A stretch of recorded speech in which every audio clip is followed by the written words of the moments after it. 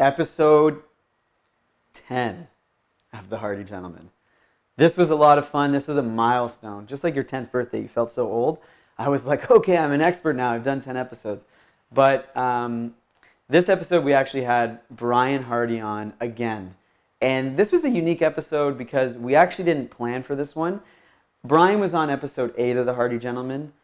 We did a whole conversation on his ayahuasca journeys, living in the jungle for 5 months, what that experience was like. He actually shared with us the most epic loss of virginity story ever. And then we left the room, the podcast studio room, and he started saying, I missed the most important thing about how important it was to break my porn addiction when I was in the jungle. So I looked at Colin looked at me, I looked at Brian, I was like, well, we got more than enough time, let's shoot another episode. So this episode is actually sort of a part 2 to the original one in episode 8, but we really dive deep into the whole idea of porn addiction and how so many men are actually suffering from this pretty much unknown ailment. So sit back, enjoy. I hope you get some good things out of this on episode 10 of the Hearty Gentlemen. There'll be more for sure. Okay. Today on the Hearty Gentlemen, we're met with Brian Hearty. To be honest, this is actually like an add-on episode. We finished the first one with you, and then we started having a really interesting conversation, and we were like, let's just do another one. So we were talking about, actually, in the last podcast, about your 5-month journey into the Amazon, and one thing you didn't really touch on was that you were completely celibate for 5 months. Mm-hmm. And not even in the celibate in the sense of like no women, like you were just completely celibate. No masturbation. Yes. I was getting to it. I was painting the picture. Thank you. No, remember what happened on Marnie's episode, 30 minutes? So, I think, a lot of men listen to this podcast, and porn addiction is becoming known to be real. And I think a lot of guys don't even realize they're addicted to it until they don't have it. Mm-hmm. So tell us how that experience was, being in the jungle without any porn. Yeah. Like I was saying, it's the biggest gift I received that I had no idea was coming. Or not coming. Or not coming, as it were. Yeah, so when you're doing a traditional shamanic apprenticeship, right, which is what I went down there for, you're doing a dieta or a series of diets. And when you're doing that, you are eating a very bland diet, very basic. You're having like yucca root, green plantains, little small fish, no salt, no fat, no sweet. Some a little bit of sweet, but no sugar. So very bland, and that's the point, is to really take away all stimulation except the jungle and the medicine and the plants.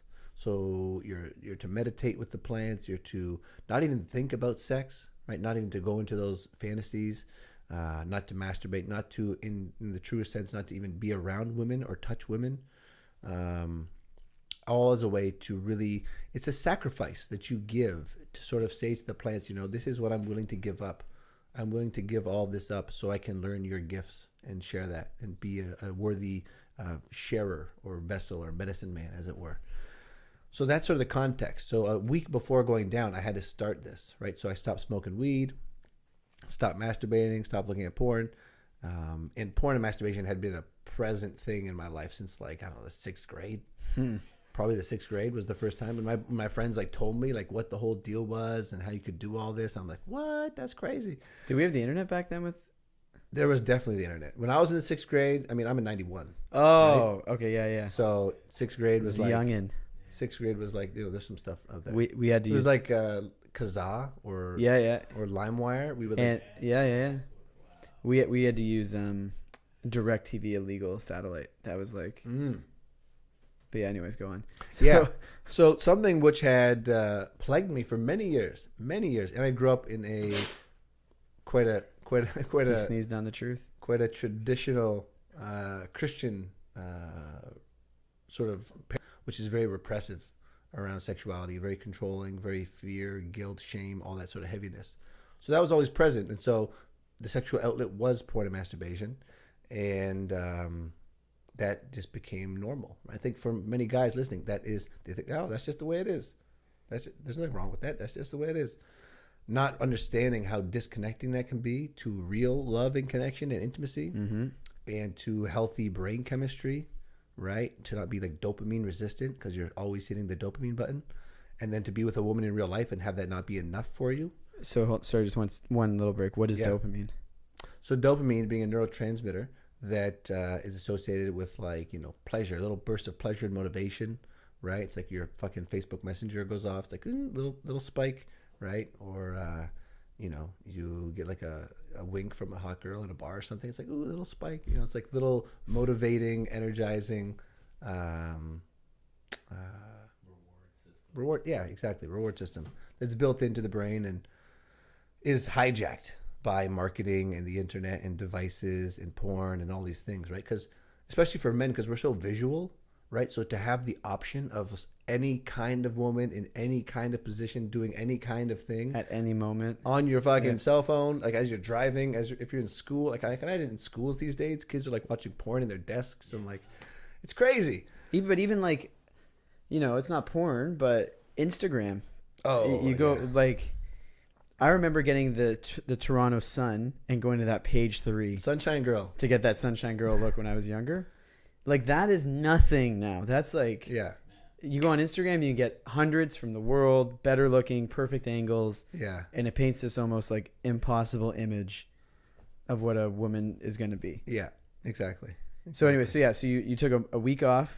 Yeah, prior to going. Yeah. And at this point, I had already been aware of Tantra and sacred sexuality practices. I'd been practicing yoga for 2 or 3 years. I got into yoga when I was really sick. And then shortly after found Tantric Yoga as sort of a different path that infuses sexual practice and working with the sexual energy to transmute it and to not deplete yourself, but rather to, fill yourself up and be really vibrant and magnetic. So that was part of my practice, and I had some things in terms of breath work and being able to move the energy and work with that energy already sort of installed.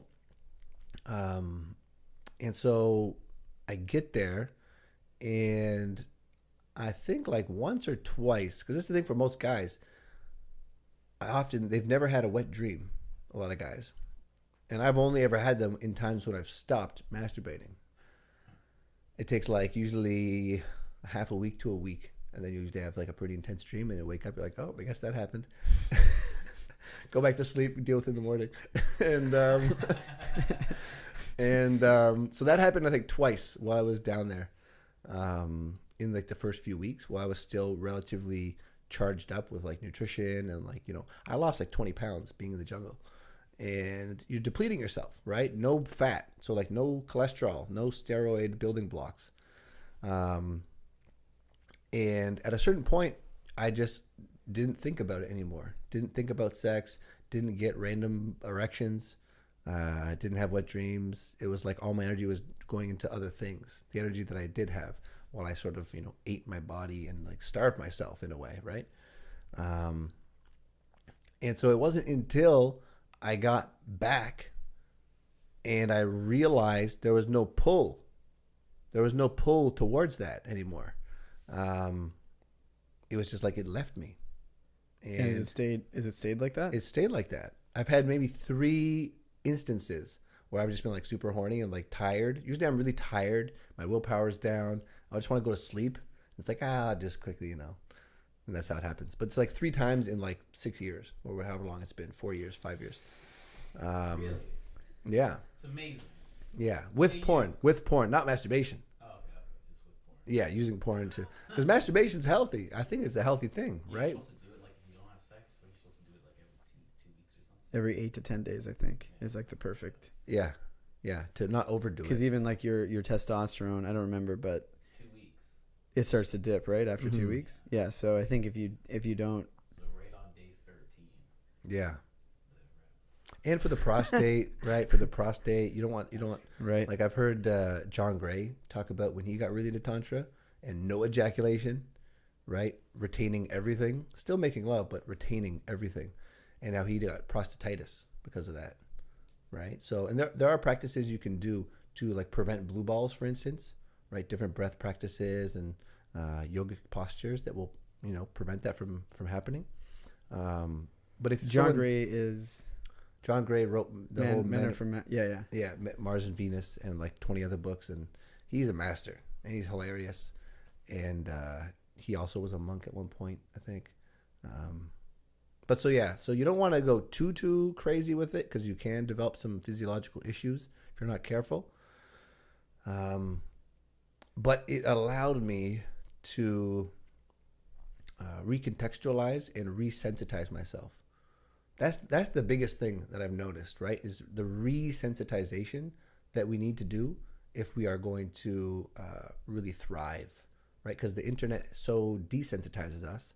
And I'll never forget the last time I ever clicked one of those fucking shock video links, 2 Girls, 1 Cup, in grade 9. And I watched it and I was disgusted and I thought, I'm not going to click these links ever again. I haven't. And I think we need to watch that now and show a reaction video. No. There are some people who Not still haven't recommended. watched it. Not recommend. I mean, yeah. You're supposed to see how long you can go without gagging. Either way. That's all just to say that because the internet is what it is, and if you're not careful, you can go in some real dark rabbit holes and become completely numb to it, right? And I think that's what's happening to people with sex is that men, I'll speak to men because I am a man, in particular, are numbing themselves to real sexual experiences and stimulation from a real live woman. But even if it is with a real live woman, there was this great documentary on Netflix, Sexual Revolution, I think it was called. It's about like what's happening now, and they're showing Spring Break, and it was like, you're the coolest dude if you sleep with the most amount of women. One night stands are the best. If you do that, you're a conqueror. You're amazing. It doesn't matter. And it's like, well, wait, like, in my life, all the best sex has happened with someone that I've built a real relationship with and got to know me and got to know that person. And it's like porn has changed that, I think, where, you know what? I want a girl this type today. And now I want a girl this type today.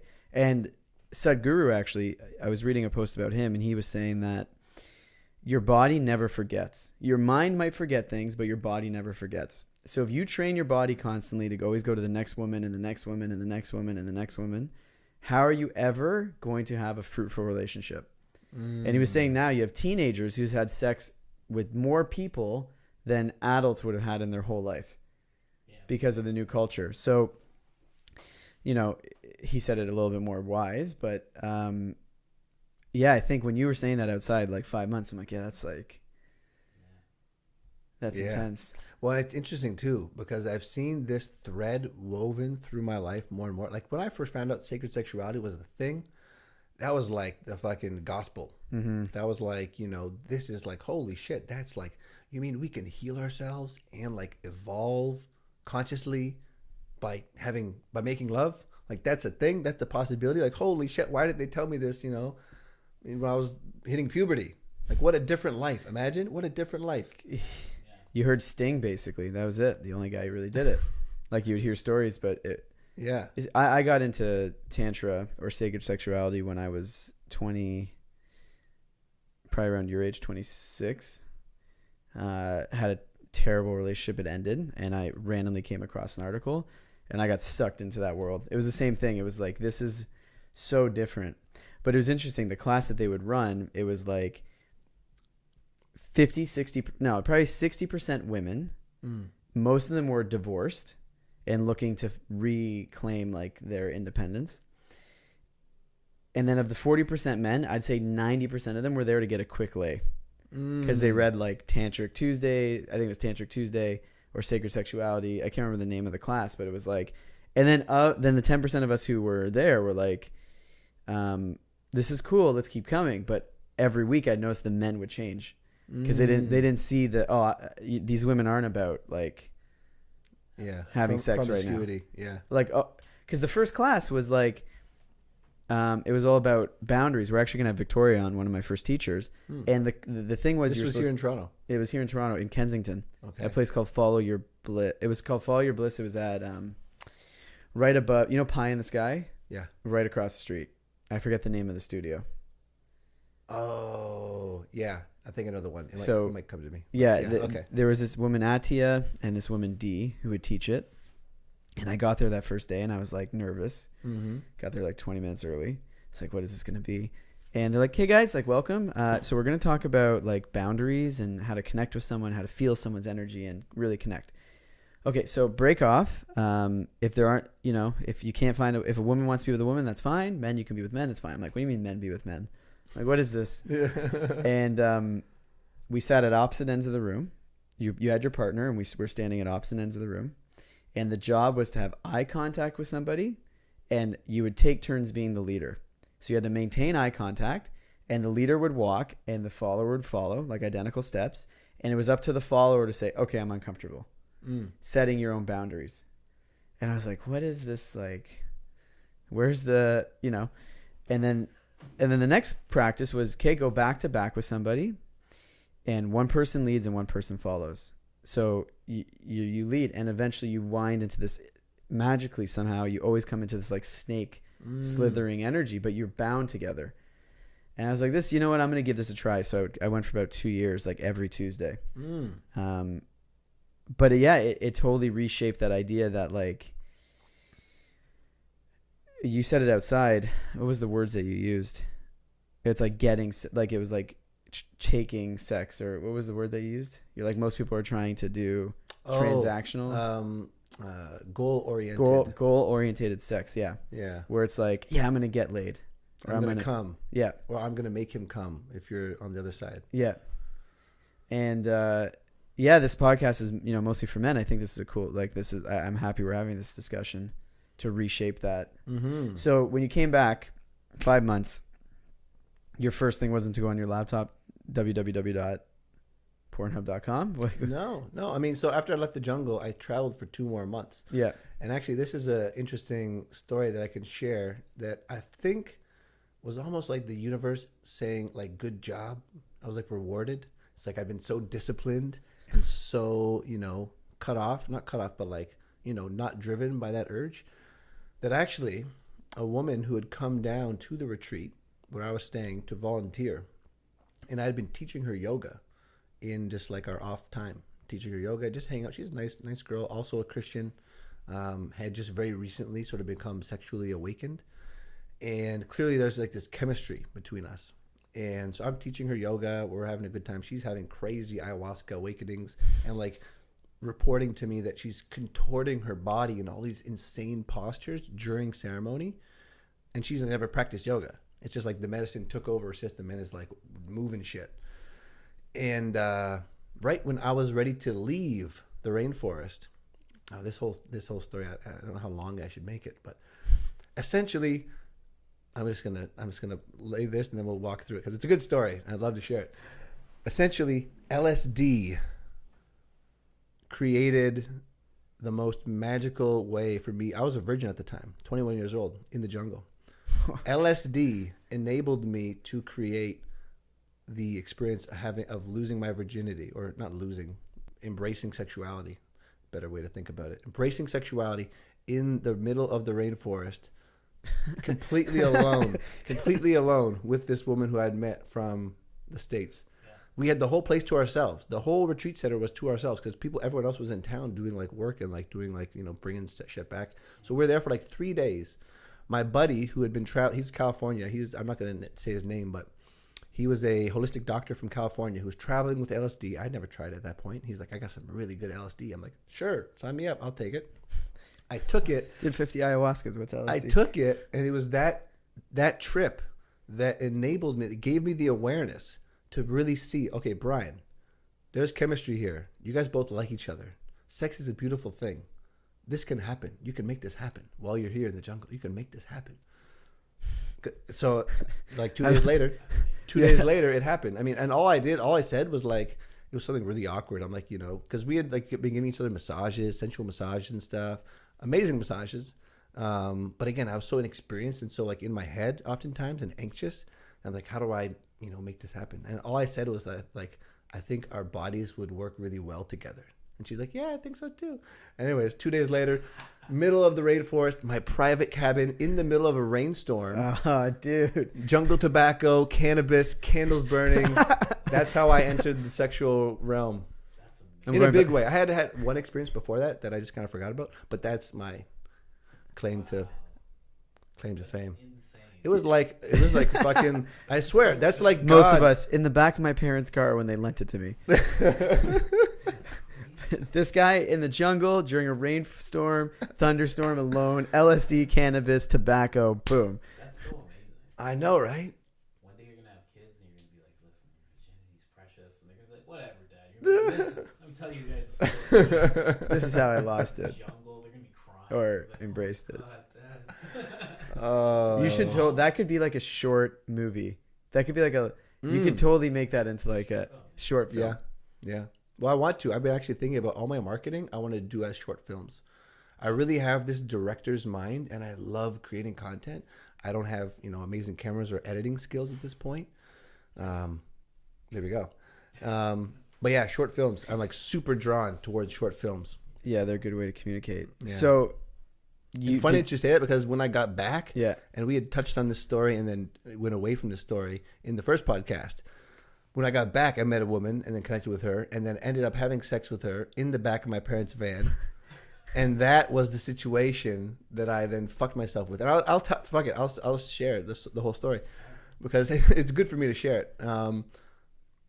So when I was in the rainforest, I had picked up some sort of parasite. Probably picked up a few things. We're all, as we were talking about earlier with the amp coil, we all have stuff. And I swam in the Amazon River and I ate local food and I did all that sort of thing. And I would get these strange little, almost like acne, but not acne, little skin thing. It would come up, go away, come up, go away. I didn't know what it was. My mind started fucking with me. It's like, oh, you got some jungle fucking bug. You got to get rid of that. Even though I'm not really having any other symptoms except this little thing on my skin. And I'd never seen it. I never seen like someone close to me get it. I don't have any reason to believe it's contagious. I had gone to the tropical disease unit downtown to get tested for STDs and everything. But so anyways, I was waiting for those tests to come back as I met this new woman, this new girl. And then we had this first date. I wasn't anticipating having sex with her on the first date. You're like, I did the jungle stuff. This is nothing now. But yeah, well, it just flowed so well that we ended up there. And man, this story, I gotta tell my parents not to listen to this. They're not gonna listen to this. Anyways, Be like part two. Yeah, not for you guys. But I think it's beneficial to share because people I'm sure can relate, and it's just funny. So I was still figuring out what that was. She tells me, "Oh, I'm on the pill, so we're good." And I'm like, "Okay, whatever." Mine just shuts off, right? I didn't have any condoms with me. She's like, "Oh, I'm on the pill." I'm like, "Oh, I should be clean. I mean, I've only had one partner besides you, so I don't think I have any STDs to transmit." So like, okay, I guess we're doing this, and end up it was a really short. That experience was very short and sort of anticlimactic, but still enjoyable. I still felt great afterwards, but I ended up coming inside of her. And being like, oh, that was great, I feel like fucking awesome. I had this first date, met this girl, this happened, boom, all that happens. The next night, above my crotch region, these little things pop up. That happens, I send myself into a panic around. I just gave this chick fucking jungle STD parasite cum. You know what I'm saying? It fucked me so hard. My mind fucked me so hard with that experience that I ended up being anxious and going into a isolated depression for months. It was rough. Do you think ayahuasca brought that to you? That experience? Yeah. As a way to learn and move through? I mean, it's hard to say. Because she Ayahuasca sort of stays with brought you a bit, that to right? me. This is true. They say the energy of, and I think potentially I never fully was able to sync up with ayahuasca because cannabis was and still is way more feeling like compatible with me. They say they're jealous. Some people say they're jealous energies. They're both feminine energies. Some people say they're jealous. Other people say they work well together, and I've experienced them working well together. I had never thought about that, whether it was part of like a learning. Because I hear that, I'm like, you were given this beautiful experience where like it was a real, to me it sounds like a soul bonded experience. And then you had more of a traditional experience and you were filled, like here you had nothing of anxiety, pure bliss. Yeah. In this one, it felt good, but it was like that traditional experience, Yeah. and then it was almost like I don't know. That's just what came to me now when you were saying that. Well, I like that as a meta perspective on it, right? Yeah. And the contrast of the two, and to be like, this is what happens when you don't, Yeah. you know. It's like it was just showing you that stuff on you. It was like, hey, look what you did. Yeah. Why'd you do that? Yeah. I love how that we were gonna have like a not too swearing podcast, but this has turned into it. It's amazing. That Yeah. was never the plan, ever. We're going real explicit with this one. No, I like it. No, keep going. Yeah. Um, Every podcast has sort of so done so far. has it? Yeah. Oh, okay. So after that, your test came back. Did All you clean. and everything? And she didn't get any like. No, she was fine, and she was a nurse. She was trained to be a nurse. And you like called her and told her? No, see that's the other mistake that I made is as soon as I had that urge of like I should say something or whatever, I just repressed it. I wanted to wait until I had the clean report to feel like, oh, I'm good before sharing. But that was eating me up. That was literally like fucking eating me up inside to the point where I couldn't enjoy our other experiences because she then came up to visit me. We went on like a day-long hike, ate some food, did yoga, had sex outside under a tree, like an apple tree. Like it was insane. It was beautiful. But the whole it was enjoyable, but I couldn't fully enjoy it because underneath was that gnawing, knowing that I was withholding this thing that was like killing me. When I finally did tell her, she's like, I don't think that's really a thing. She's like, I think I'm good. Like, don't worry about it. So she was super cool, right? It was all this self-created thing that I think goes back to my childhood and like having the shame, like sex is bad. Sex is wrong. Because I got caught looking at porn, not in the act, but like the fucking browsing history and like, recently deleted files. My parents were pretty savvy. So they just find that and then they're like, oh, what's this? And I'm just like fucking trauma. Like, I don't know how to explain this. Like, it's confusing. So that was in there. And I think that was triggered as a way for my subconscious to say, look, you're bad. You're wrong. You did this. Right? So it was manifested in that way. Really trippy stuff.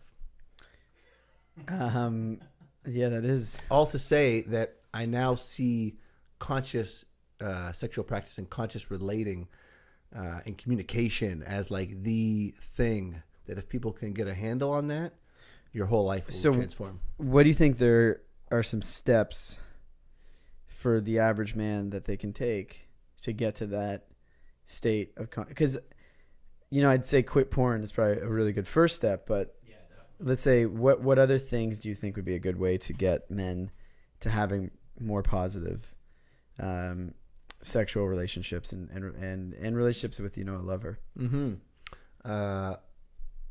There's some books that come to mind.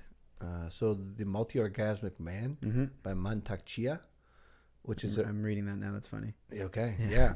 So that's a great book. And when men can understand that there's this whole deeper level that's more satisfying and more vitalizing than the traditional way, I think that opens their awareness to, oh, there's like a better option I can work towards, right? Because if you don't know, you don't know. So doing some reading on the topic to see what's possible for our bodies and for our energy and for our health when you use these practices, I think is a good starting point, right? So do some reading. The other thing would be again, cutting porn and/or as a transitionary step, because this is what I did was I would still have that habit of looking at various things online to be excited, but then practicing the transmutation of that energy. And I found a YouTube video by a woman named Jaya, who is an amazing she's a somatic sex therapist, amazing teacher, been on a ton of podcasts. You can definitely find her stuff online. And she had this short video called How to Fix Premature Ejaculation was the name of the video. And it's essentially just, if 10 out of 10 is you're going to ejaculate and come, no point of no return, you stop at like a 7.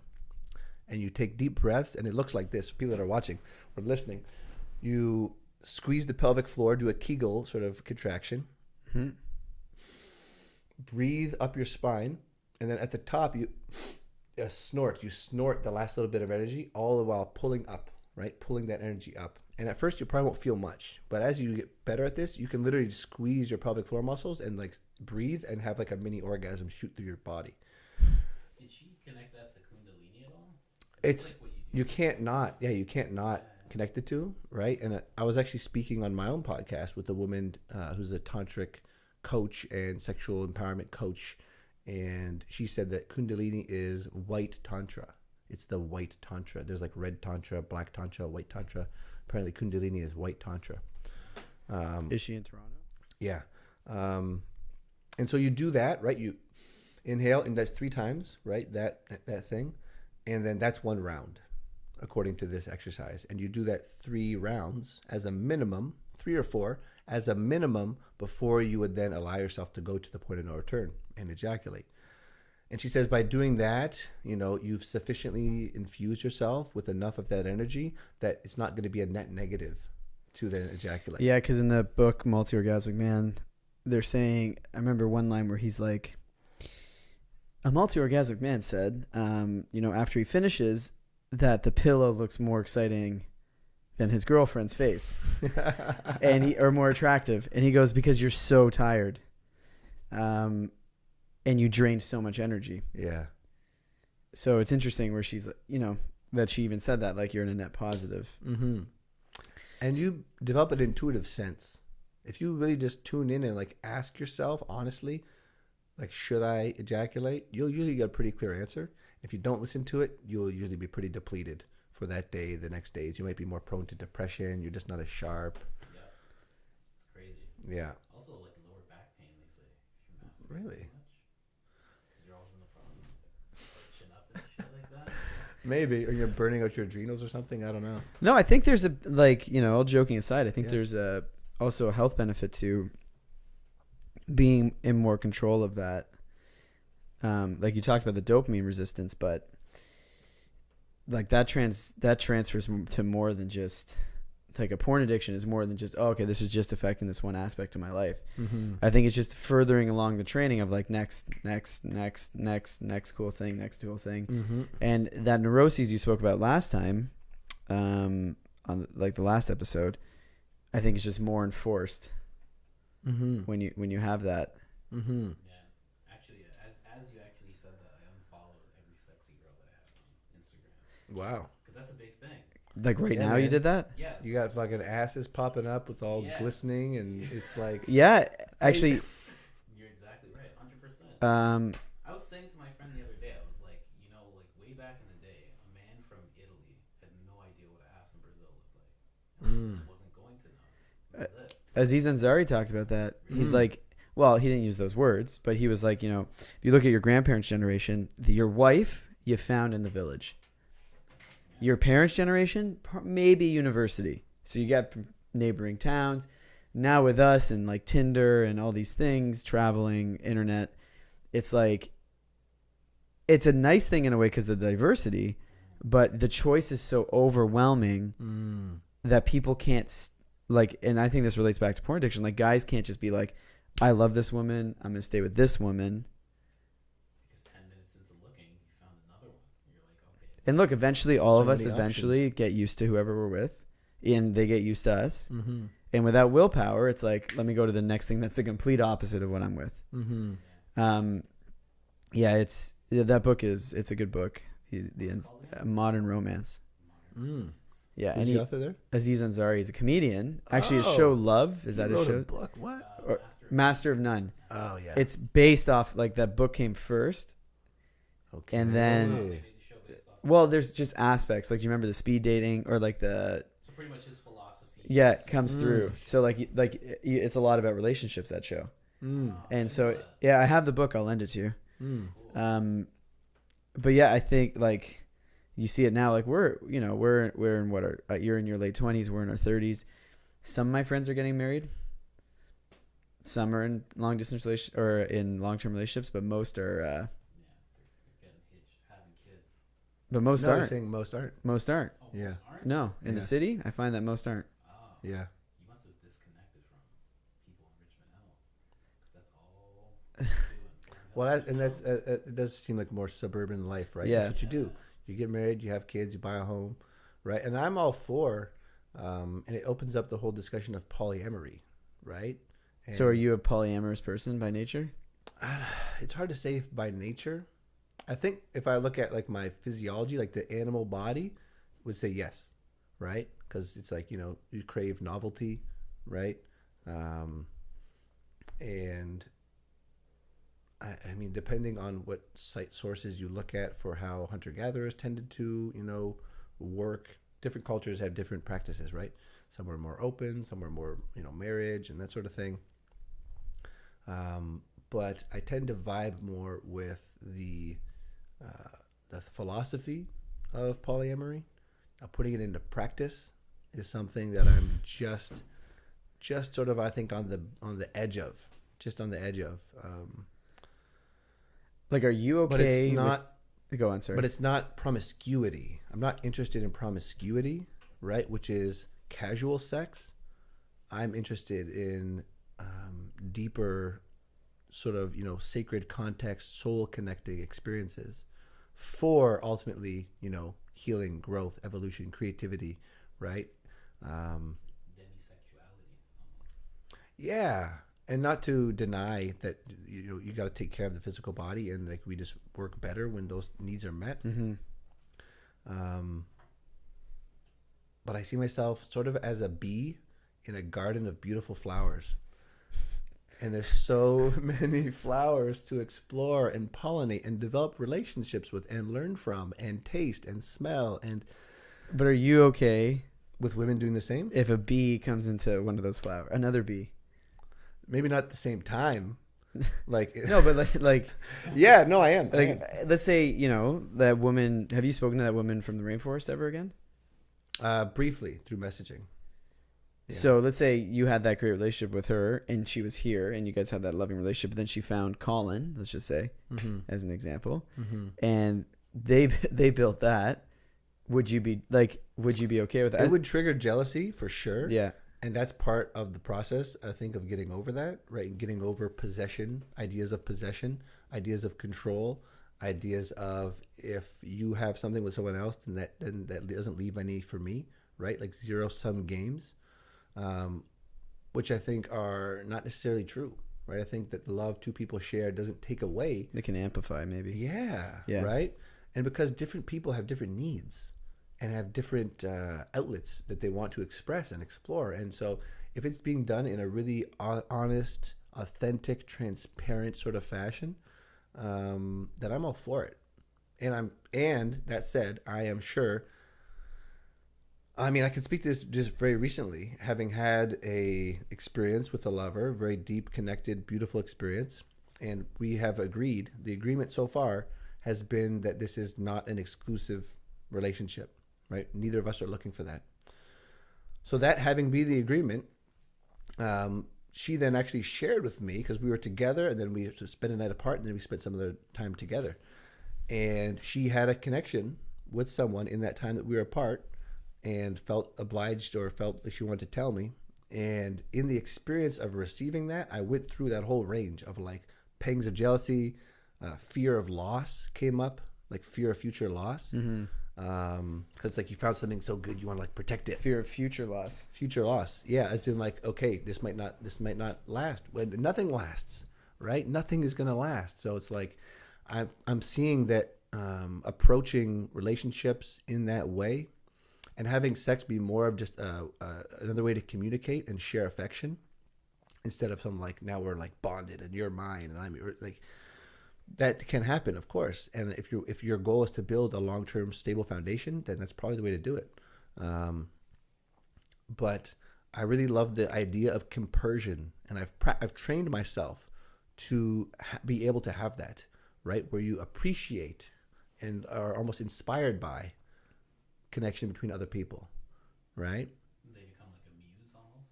Yeah, kind of. It's like you can see that, and you can just appreciate it for what it is. Humans having a shared experience of pleasure and connection that doesn't have to mean anything other than what it is, right? I don't have to attach a story to it. But we seem to attach.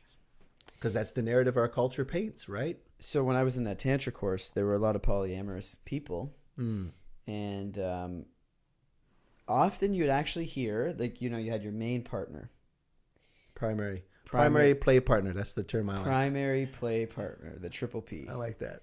And that relationship would get stronger the more you had better, like you had good connected relationships outside of that one. It almost make you appreciate the main partner more. You'd have more love for them because you're a more loving person. It was an interesting concept. There's actually a book, and I can't remember the name.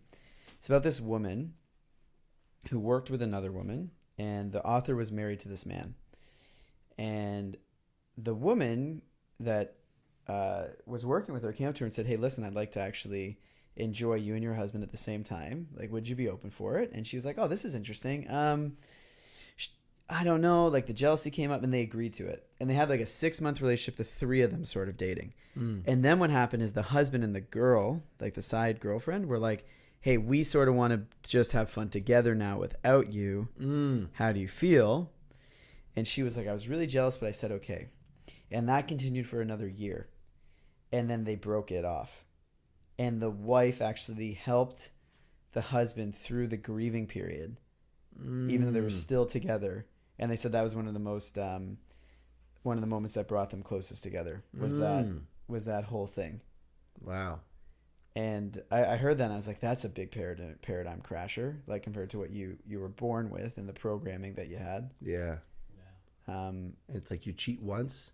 You have one slip up, one sexual whatever outside of this, and it's like it's done.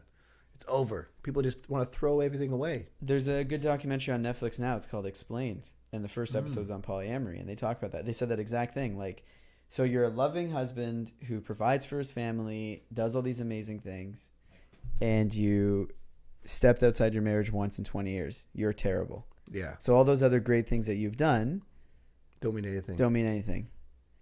Yeah.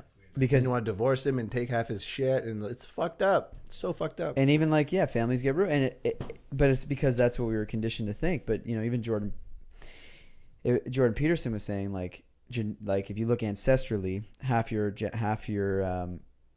you think you have the same amount of women as men as ancestors. You actually have double the amount of women as ancestors as males. And a lot of that's because, and so like it is sort of programmed in us in another way. It's like all these conflicting programs that are ancient and archaic. It's so weird that you guys bring this up because in Barbados, my uncle was telling me he's like your grandfather. He's like he had me. He's like at this house. He's like because he's pointing at the street I live. And he's like, and then imagine 3 houses down, he had a baby there, and 3 houses down, he had one there, and then like over there he had one, and over there he had one, and they all knew about each other, and all the kids knew about each other. Like it was fine. Like he would just go and do what he had to do everywhere. Yeah. It's very odd that you're saying it's such a new age thing, but like It's actually probably But more also ancient. not. Yeah. but I guess like in the Caribbean it's like a different kind of Culture. sex. Tribal in general, like that Explained documentary was talking about it, where like the chances of your dad dying was so high that almost everyone became the father of you in the tribe, because like it was about communal survival. Yeah. I don't know. It's And funny that's what would happen there too.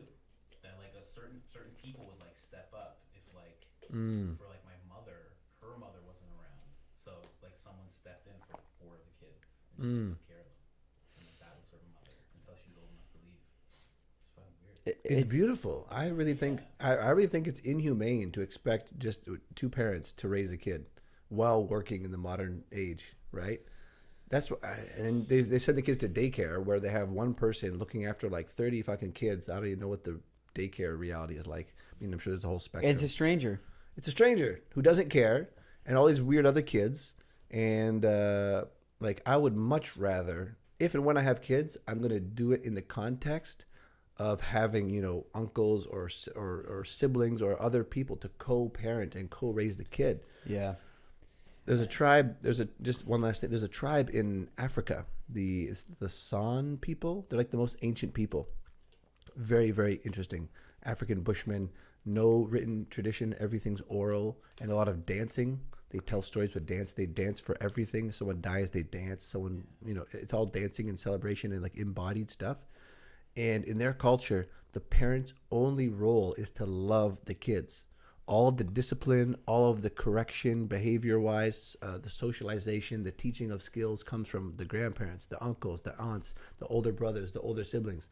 So as a human who has this innate need to have this, mother primarily, father as well, source of pure love and acceptance, right? To give you that solid foundation, that's provided for, is built into the culture, because you're never going to feel like, I'm sure we've all had experiences where maybe your mom is punishing you for something or disciplining you for something. And then that makes your undeveloped brain think, oh, this is my source of love, and now they're cutting the love off. Fuck, I feel like abandoned. I feel traumatized, That's all happening. Mm-hmm. Wow. That's another thing like that I think of with Barbados. My uncle told me my grandmother, or maybe his grandmother, but one of them, if she lived right by a school, like almost like as close as like the back that deck is. Yeah. So anytime she'd see someone misbehaving, she'd beat the shit out of them. And the principal would be like, "Good, you probably did something wrong." If she came and beat the shit I don't think that works. I don't think that works in North America. No, you'll go to prison real fast. Yeah, of course, but in Barbados, especially all the way back then. Yeah. Well, now parents can't. Yeah, sorry, go on. That's You can't spank your kid, right? Is that? No, yeah, but there it's fine. There it's still fine. Wow. yeah. You're probably. I'm more in with that though. I think if you have that at a younger age, you'll have less assholes or less people that I think to a certain extent, you don't want to like beat the crap. But yeah, no, one even- good smack, one yeah, good that's smack. correct. I mean, but like in terms of like today's standards, that's getting your ass kicked. I mean, she'd take up branches, but Yeah, even in just one, that's a lot. That's all it takes though. Sometimes, Yeah, all you need is one. in and that's an act of love. I think that's an act that of is love. well. Well, it's a kid, but you're seeing the adult being an asshole. Yeah. And you're like, you gotta correct that before they actually become that adult. Yeah, So they highlight that in Mad Men, in like season 1, episode like 4 or 5. It's where the Sally, the daughter, is having a birthday party, and one of the kids does something wrong, and a parent that's not his parent smacks the kid in the face and says, like, fix your stuff. And the father or the mother of the kid that got smacked said, "What just happened?" And I was like, "Oh, he's gonna, he's getting crap." That like the guy who smacked. Oh, he did this. You should listen to Mr. Da da da or whatever, and go like no anger towards the random guy who did that. mm-hmm. But so yeah, porn addiction. We're gonna get back to porn addiction. yeah. Bring No, it I back. think I think these are all related. Like I think it's I know men want to have this conversation. I've been in so many of these conversations. Like guys are like, oh, like that whole polyamory, monogamous, and I think people get really scared to have that conversation because they don't want to hurt other people's feelings, and they don't want to be seen as something Unacceptable. unaccepted. Yeah, definitely. But like you said, fear of loss, it's a huge thing when it comes to jealousy and everything. Mm-hmm. it was funny is love is abundant, so you're never really like But you just want it all for some reason. Because that's what we're talking your about. ego does, yeah. Mm-hmm. Yeah, true. Your ego does that, and that's like the fact that you recognize that you're like, yeah, it's loss and Yeah, that is guilt a very and Mm-hmm. deep internal conversation to have with yourself. Yeah. Well, and it was the other thing that came at the end of that was that I felt very honored and respected that she felt obliged to tell me, right? Which then again bonded us. well, you guys are being more authentic probably than most committed. Mm-hmm. Instead of lying and Yeah. and everything. Yeah. Exactly. And then it was like, okay, work through it. Now we can get back to enjoying each other. So when you talking about loss, I'm assuming you fell in love with that woman in the jungle. Not really. No. I mean, I had a lot of affection for her. Is that when the Tarzan hair I had a came? lot of. I mean, that was when it really started in earnest. When I arrived in Peru, my hair was, shorter than yours, and then I haven't had it short since. Oh no, I had it short once. But I had a lot of affection for her. But honestly, I still had so much overthinking tendency. Right, that's where over intellectualizing, and I've seen through my life and apparently through my astrology, it's like a gift and a curse. When are you born? What month? December. Oh, me too. Yeah, Sagittarius. Me too. We're the same. Yeah. Overanalyze. Well, yeah, no, exactly. And so it can be a great gift, right? And in those instances where you can work through it and be aware and then share and then move on, it's great. But so with that woman in the jungle, so shortly after that, we went back to the city, and I was sort of figuring out my next travel plans. She's figuring out her travel plans. I'm running around town trying to buy all the herbs and tinctures and stuff I want to bring home and make various concoctions and things. And I guess I felt like, I don't know what I felt like. Like it was You didn't ghost her, did you, in the middle of the shopping? no. We would still see each other and Yeah, hang yeah. out and have meals and enjoy our time. But actually, it wasn't until I was about to leave that, because we weren't staying in the same place all the time. I was at a hostel. She was at a different place. It wasn't until I was about to leave where she had come over into my hostel and we were just lying on the bed together. And immediately, feelings start to go and arousal starts to build. And I have like a taxi come to pick me up for my flight. And I realized at that moment, Brian, why did you spend the last like week in this town running around trying to do all this shit that honestly doesn't really matter? Most of those herbs that I spent so much time acquiring went bad because I didn't use them. So I spent my time running around trying to get all the material shit from the jungle that I wanted, instead of just having like a beautiful sort of honeymoon sort of effect with this new lover. True. So we never had another. We like kissed a little bit in that moment, and then I was like, oh, I gotta go. Long story short, you don't fall in love with anybody in the jungle. Yeah, like I don't know how you top that. I don't know how you top that, man. That story's like, it actually reminded me of the reason I was asking. One of the tantric teachers I had, this guy Kai, he's an Israeli guy, but he moved to India, and he told us this story. And he tells this story actually often. I've heard it a few times now. But when you hear it that first time, you're like, wow. Where he went to an ashram, and the monks or whoever it is running the ashram, it's a lot of like older women. They'll look at you, they'll look at another woman, and they'll energetically match you. So they're like, if you're there and this other woman, they're like, okay, you guys are matched. The second you're matched, for 1 year, you're not allowed to say a single word to each other. And you get taught how to be a good husband, lover, provider. You get taught a ceremony that you have to do perfectly. And if you don't do it perfectly, you actually don't get to meet the woman. And the woman learns how to be a good wife, provider, and same thing, a ceremony.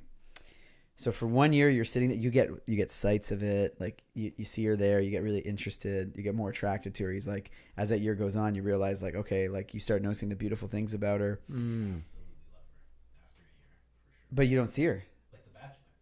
Well, Yeah, you're physically separated. yeah, like you sort of see her, but you can never have a conversation. Then after you do the ceremony, that's the first time you're up close to her.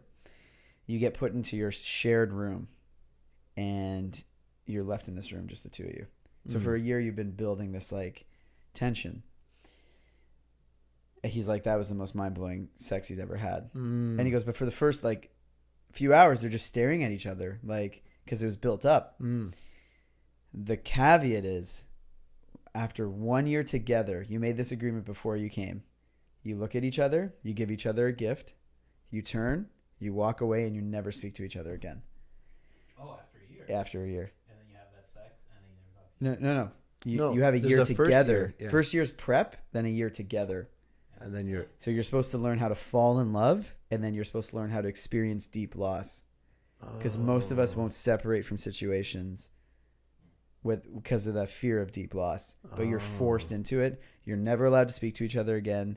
Like, that's the agreement that you made. wow. And he's like, that moment was the most challenging moment he's ever had to go through, ever. You can't call that, like, you spent a year, like, think about it, all the stresses of a normal relationship are gone.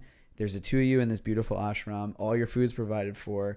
You're in this little situation where there's nothing bad's going to happen. And you were taught for a year to prep for it. So it's like this amazing relationship, and then it's taken away from you.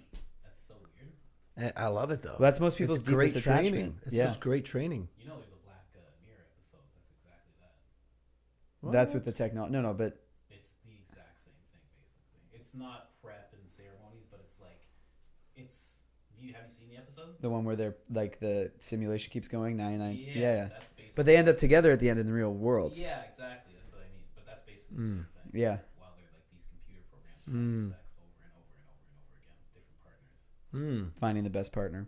So it's like the virtual you went through that whole experience. To find your Bunch of soulmate. people, and then find the soulmate, and then you actually in the real world are with the soulmate. The virtual you was like fucking like a madman Wow. to find your lady. Wow. Wow. Which is going to be possible soon. Then that brings everything down to mathematics. Like, it really is. It comes down to a math game. Well, I think we're going to see a massive potential shrink of the population. Less people having kids. Well, Idiocracy is becoming real. Yeah. Yeah. Have you seen that movie? Oh, you got to see that. Dude, and like the IQ of the world is actually dropping, so it is becoming real. Yeah.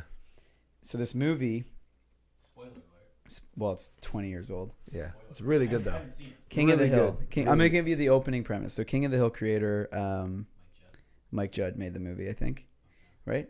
I'm not sure who Well, made we it. can look it up. So the premise in the movie is that they show these two different families. The typical Western family, like high performer, like they show wife IQ 141, they show husband's IQ 139 or 140. They're overachievers, they've been married, and it's like they start the interview off like, hey, do you guys want kids? Yeah, we do, but not right now. We want to build our careers. We don't want to worry about it. Mm-hmm. Then they show Cletus in Texas. And he's like having sex with one woman. Then there's another woman down the street, like what you were saying. And over time, like they flash forward 5 years. Are you guys thinking of having kids? That first, rich couple. They're like, well, the market's not doing too well. It'd be really dumb to have a kid right now. Like, this is not the time for the market. We got to wait till the market. I feel like I've seen it. And you probably have. Because I can just tell the other people are like, yeah, we're going to have a kid. And the other one, it's like by that point, like It's got a whole he has army. 5, and then his kids are starting to have kids, and this like massive map of like Oh, 200. And then because they're dumb. Yeah. So over time, the lower IQ. But that's not true. I know. Well, I know, but I think it is to a degree, right? There's orthodox people who are like, no, I know it's an exaggeration. Yeah. But I think there are more people who are choosing not to have kids. And the ones who are having kids oftentimes are not fit to have kids and to raise healthy kids. I think there's a big amount of people who are, but yeah, I think sometimes. Like the people I know who got like pregnant in high school and shortly after should not be having kids because they come from this like foundation of brokenness, and it's just going to perpetuate, right? Just adding one more thing, one more unhealthy, dependent human on this already stressed system. rather than a foundation, it's like almost like adding to the pile. Yeah. Yeah, which brings back to this whole polyamory thing and why I envision having, private getaways, little oases, off the grid living setups where people like us that are tuned into health and we're smart and we want to evolve and be spiritual and connected have these beautiful communal sort of things that we can help raise each other's kids. And then those healthy, smart people connect and raise superhero kids, right? It would be very beneficial. It would be like exactly what you're saying, but with like smart, healthy people. You just got to worry that Yeah. the feeling of a cult doesn't come up, because that That's- brings me right back to the 70s with all those Show. Osho. Man, did you watch the documentary? I haven't seen it all Oh, yet. ho, ho, ho, ho. Yeah. What episode are you on? I've only seen the first one in a bit. It gets real. Yeah. It's serious. Yeah. And yet, I don't want that. I don't want the stigma of failed experiments to prevent us from doing further experiments. Yeah, and I think that's a Yeah. shitty thing that happened with Osho. Is Mm-hmm. that people can always point to that and be like, oh. But it wasn't I just don't him. wanna spoil it There were a for Yeah. few of them, but I think the biggest difference is those all had a leader, Yeah. like the One cult, figurehead. the one figurehead leader. What you're talking about sounds more, Communal, egalitarian, which is the hunter-gatherer way, right? but a kibbutz. I don't know, like in Israel. you. Like, yeah, I don't want to spoil it for him, but like, yeah, like Osho was the leader. Mm-hmm. No, he yeah. But at a certain point, like he became, I might- at a certain point, he became very godly, Yes. where he wasn't around. He was named Bhagwan. And Mhm. well, that's what she said. But if he just stayed that way, I think they could have done it. Mm-hmm. Like there shouldn't be a Yeah, leader. you can't get too big. Yeah, there shouldn't be a leader, but like there was in the sense of like he was like God at that point. Well, and that's why I think if you look to indigenous cultures, they have like a council of elders, Yes. right? Those are the people who make the decision. They weigh all the opinions. You have the talking circle. Everyone says their piece. You pass the stick. You burn the sage, the old-fashioned way. And you get clear on what's going on and what's best for the tribe and the community. And then, make a decision. And everyone has to agree to that, right? And if you don't, you're free to leave, right? No one's keeping you there, right? You're there by choice. Yeah, that's true. And so I see pockets of this and like this concept building. And I really think that as we move and as consciousness evolves and the stars and planets do their thing, which if you're into astrology, I got to send this guy's video to you guys. And the last full moon, he talked all about how it's all about healing sexual trauma, stepping up into good work, and really writing a new story. Sexual trauma? sexual trauma in particular. But he says now is the planets are literally aligning to give us these opportunities to like write a new story, make a new way, work in a new way, love in a new way. Like it's like in the It's stars. interesting that the Me Too movement's becoming bigger too, right around that time. I heard that June is all for that. Like this June because of like the cycles. The last June, Cycles. like 2 days ago. Yeah. Mm. Yeah, it's. I'm just so into the conversation that I didn't realize the camera stopped for like 10 seconds. Oh my That's okay. god, no. We lost those 10 Do we have a time seconds. check? Time check. Oh yeah, you're okay. You're like at, I don't know, 40 minutes. But yeah, I think So to surmise all this, Mm-hmm. so some men have some things to do, Yes. and this mixes in with the podcast we had earlier with Julian when he was talking about like putting in new habits.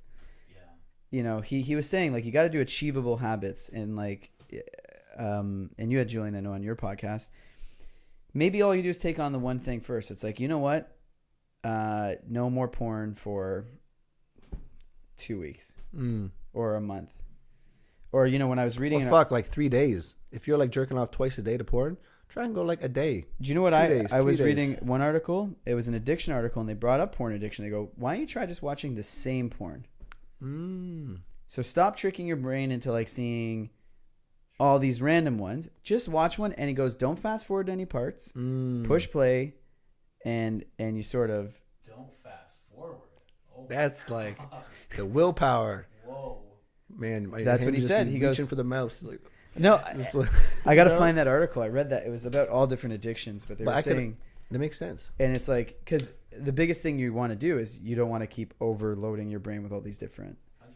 I find like when I just focus on my girl, like because I've masturbated obviously, but the times that I think about my girlfriend are the best times for my relationship and my. If I'm gonna be doing like if I just think about her, it's like so much better. Because I'm into her. It's like that year of like prepping for something, and I see her after a week. I'm like, oh shit, there's the chick in my dreams. There she is. It's that kind of thing. Yeah. Man, can you imagine going through that experience, though? 5 months. No, the 2 year thing The 2-year thing. in Oh, India. that, He went right after the military in Israel. Wow. I wouldn't. Yeah, I guess you can go through that. I just wouldn't like it. No. You would come out such a more developed person now, exactly. right? And then you're in touch with the realities of life. Everything's gonna come to an end. Everyone's gonna die. Nothing lasts forever. Like, Your but attachments. and yet it can be so beautiful when you appreciate it and do it right. So beautiful. I remember my brother told me that actually. I called him once. I broke up with like my first girlfriend. I was bawling. It was his birthday like 2 days before. I'm sorry, I missed your birthday. And he's like, shut up. He's like, what's wrong with you? He's like, that girl break up with you? I'm like, no, I broke up with her. He's like, just relax. He's like, that's what's supposed to happen. I would never have met Audrey, which is his wife. He's like, I would have never met her if I was with the shitty girl that I broke up with before. Imagine... Now she's the best thing. He's like, so this is good. He's like, don't worry. Like, Yeah. It's gonna happen again. Yeah. He's like, you think it's never gonna happen again? You're never gonna have sex again? Don't worry. Yeah. Imagine being married. Like my first real girlfriend, in my mind, I was not treated well in that relationship. I had no backbone. She did a lot of, and whatever. She was young. I don't even know if she knew what she was doing. But a real conscious thing in my mind was like, no one will ever date me. I have to hang on to this one. And I probably put 2 years wasted. Like, okay, let me get back with my language. It's not wasted, but Holding on. it's funny. My mom said, she's like, there was one point where you're like, I want to go.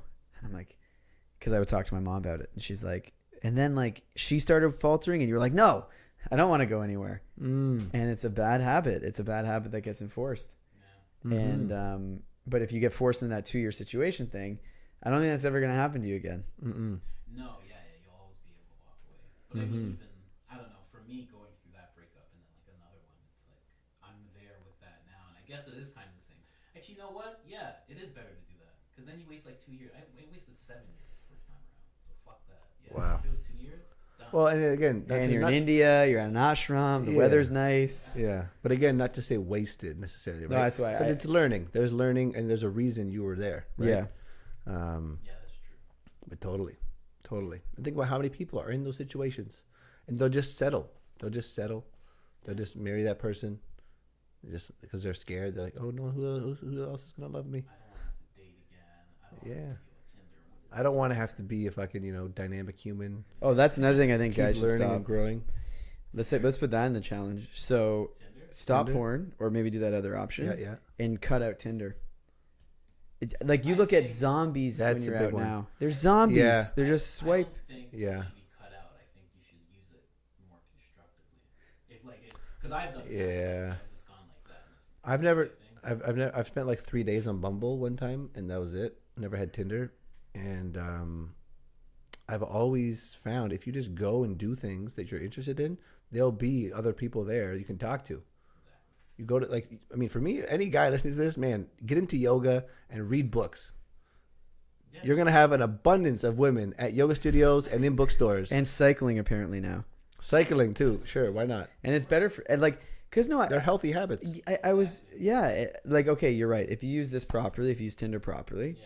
but most guys are just honestly like dot dot dot dot dot. Until it stops. Yeah. I even had one girl that I knew that had a date with a guy, and they met on Tinder, and she went up to go to the washroom. He was so addicted to Tinder. Pull that out. This girl's she's gorgeous. Yeah. And she told me this. I'm like, there's no way. She came back from the washroom and he was on it, and she's like, oh, you want to play that game? She pulled out her phone, swiped. Oh, look, that's a yes. That's a yes. That's a yes. That's a yes. And the guy was just like I give her props for doing that to him. Yeah. But could you you're on a date. You have but it's that always looking for the next thing. No, Yeah. He probably didn't even realize. He's so addicted to Yeah, it. he's like a Probably was robot. Fuck this bitch. He's probably just like on his phone. Unconscious habit. Someone messaged him, and then all of a sudden he just pressed there and saw a tit, and then all of a sudden he just like, oh, Yeah. Exactly.